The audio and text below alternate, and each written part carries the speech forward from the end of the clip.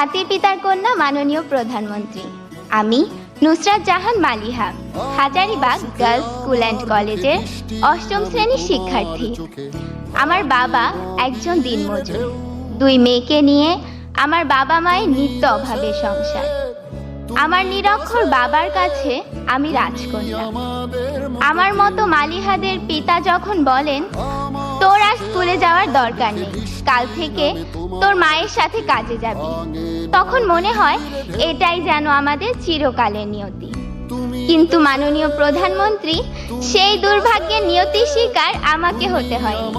আপনার শিক্ষা সহায়তার জাদুর পরশে আমার মতো লাখো মালিহা আজ স্কুল, কলেজ, মাদ্রাসায় পড়ে উচ্চ শিক্ষার স্বপ্ন দেখছে। এটা শুধু আপনার জন্য, তাই আপনার প্রতি আমাদের সীমাহীন কৃতজ্ঞতা।